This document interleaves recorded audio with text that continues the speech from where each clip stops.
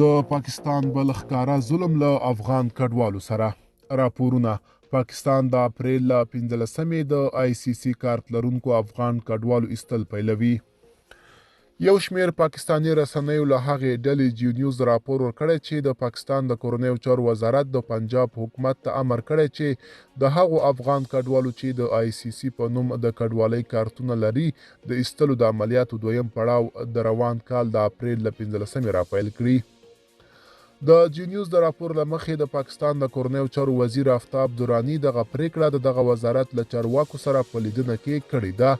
یادې رسنۍ د خپلو سرچینو په حواله لیکلي د پاکستان د کورنیو چارو وزارت په پام کې لري د هغو افغانانو نوملړ چې د ICC کارتونه لري د پنجاب حکومت ته واستوي څو له پولیسو او نورو اړوندو څانګو سره یې شریک کړي. په دې راپور کې راغلي هغه افغان کډوال چې د ICC په نوم د کډوالۍ کارتونه لري باید له ټاکل شوې نیټې مخکې په خپله خوښه له پاکستانه ووځي.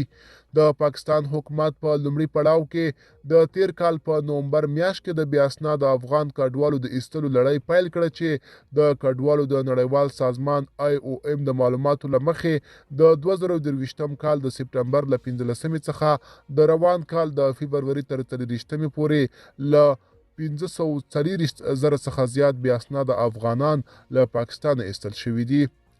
په همدې حال کې د طالبان د حکومت د کډوالو او بیرته راستنیدونکو چارو وزارت وایي په تیر کال کې څه باندې 1.5 میلیون افغان کډوال په خپله خوښه او یا په زوره هیواد ته راستنه شوي دي.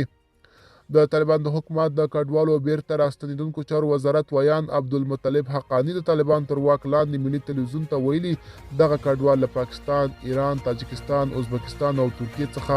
افغانستان ته راستنه شوي دي.